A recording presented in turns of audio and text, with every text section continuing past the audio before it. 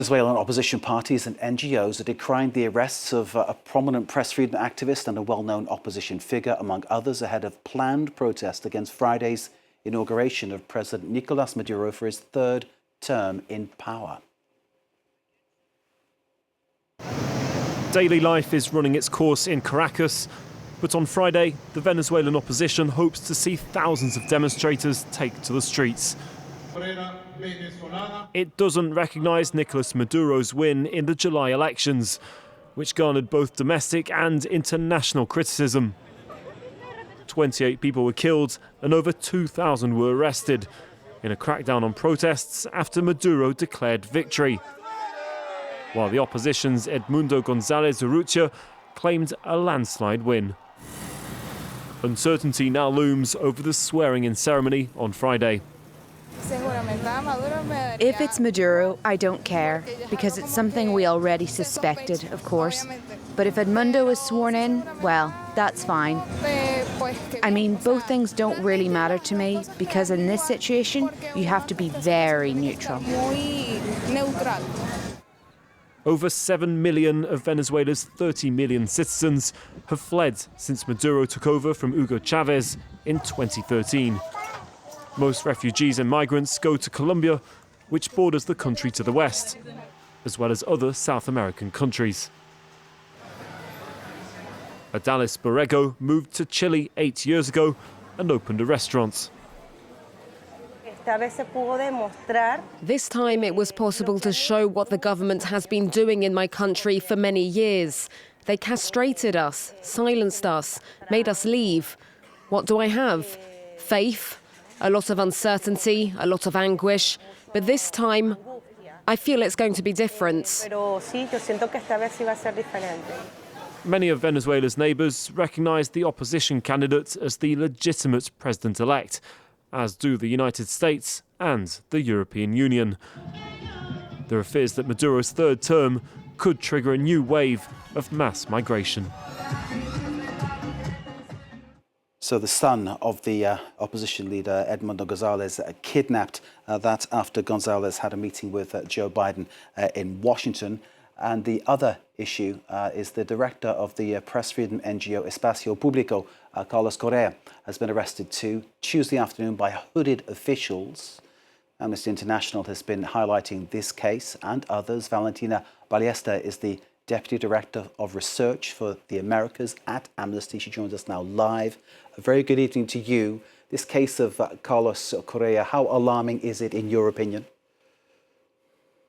Well, thank you for the invitation, first of all. And yeah, for Amnesty International, our biggest concern here is how this case and this arbitrary detention that we suspect is an arbitrary detention, although right now we don't know his whereabouts, is based on solid research we have concluded, we have carried out in the last 7 to 8 years, showing how politically motivated arbitrary detentions are used to silence any form of criticism of dissent. And right now, what we're seeing with Carlos Correa is the consolidation of a pattern in which human rights offenders are seen as opposition to the government, which wouldn't have to be the case in any other situation. Human rights defenders fight and have the right, of course, to defend others' rights. So it's alarming. It's joining, unfortunately, at least of at least 4 other human rights defenders. And now we are obviously worried about the risk he's facing of being submitted or subjected to ill treatment or torture, and also to be charged of counts of terrorism or other arbitrary or with highly arbitrariness behind charges. What you've described is disturbing. The details about how he was arrested too by hooded officials, again, gives a certain image of things that really are incredibly dangerous and threatening. Could you give us more of an idea of what Carlos Correa's work has been like? How has he offended the Maduro regime? Yeah, that's an excellent question, because Carlos Correa is one of the highest known or high-profile human rights defenders in the country. I'm talking about a person who has devoted his life to fight for freedom of expression.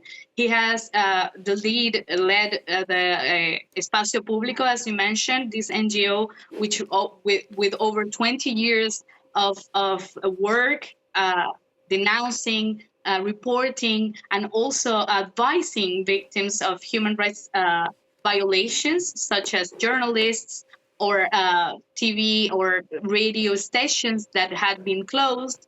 So this is a person who has devoted his whole life to fight for others to be able to express themselves.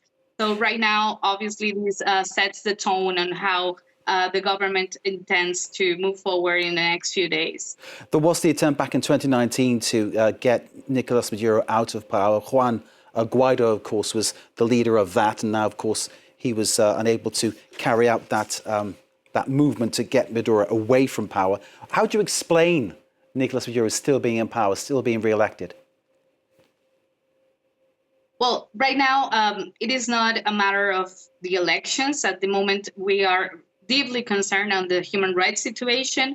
Of course, the elections right now also have been contested widely, not only by Venezuelans, but also outside of the country. So I don't think it is the same scenario that happened in Venezuela in 2019. However, what is still ongoing and is still concerning is how rooted is the arbitrariness and how deep the mechanisms are still in place that are making this possible, which is silencing and repressing any form of dissent, even the one that is perceived that is not actually a threat to the power. So we are talking here about enforced disappearances. We are talking about torture. We are talking about torture against adolescents and minors and children. And right now, yeah, human rights defenders are also listed in this. Through what they are doing now, they are consolidating this policy of repression.